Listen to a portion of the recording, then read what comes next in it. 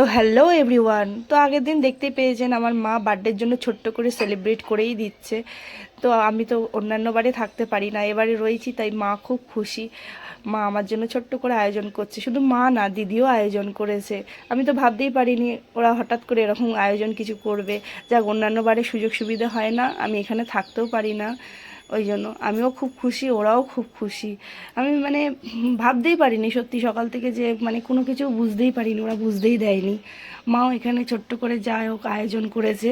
আর রাত্রির দিকে দিদিরাও এসেছে, দিদিও খুব সুন্দর আয়োজন করেছে। শুধু দিদি না, দিদির ছেলেরা, এই যে দিদি এসে দাঁড়িয়ে আছে, দিদিরা রাত্রিরে এসেছে, দিদির ছেলে বসে আছে, ওদিকে মা বসে আছে।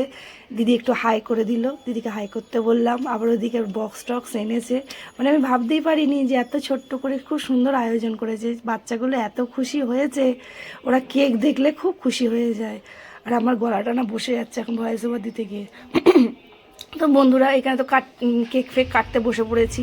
কেক কাটার একটা টাইম চলে এসেছে। খুব খুশি বাচ্চাগুলো, সবাই মিলে একসাথে কেক কাটা হবে এখানে। তো মনে হচ্ছে যেন আমরা একটা কোনো করছি, 1K 2K হয়ে গেছে সেটাই মনে হচ্ছে। যাই হোক, যে যাই ভাবে ভাবুক, কিন্তু আমার বার্থডেটা আমি এইভাবে সারপ্রাইজ পাবো ওদের কাছ থেকে খুশি হয়েছি, ভীষণ খুশি হয়েছি।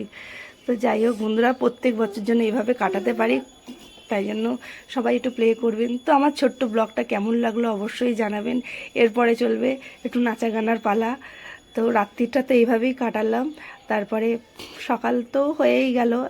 জানি না এই স্মৃতিগুলো কতক্ষণ মাথায় থাকবে, যতক্ষণ ফোনে থাকবে, গ্যালারিতে থাকবে, দেখতে থাকবো আর খুব মনে পড়বে। বাপের বাড়ি এসে যে এত সুন্দর সেলিব্রেট করবো আমি ভাবতেই পারিনি। তো বন্ধুরা, এখানে তো নাচানাচি চলছে, পাগলপান্তি যাকে বলে। জানি অনেকে বাজে মন্তব্য করবে, অনেকে উল্টোপাল্টা ভাববে, সে তাতে আমার কিছু যায় আসবে না। যাক, আমার দিনটাকে তো আমি সুন্দরভাবে উপভোগ করেছি, আমার বার্থডের দিনটা। তো বন্ধুরা, আমার এই ছোট্ট ব্লগটা কেমন লাগলো? এখানে আমার ছোটো মেয়ে নাচছে, বড় মেয়েও ওদিকে নাচছে, তারপর আমার দিদি চলে আসবে ফট করে। এগুলো কিছুই না, ছোট্টখাট্ট একটা স্মৃতি। আমার দিদি খুব খুশি হয়েছে।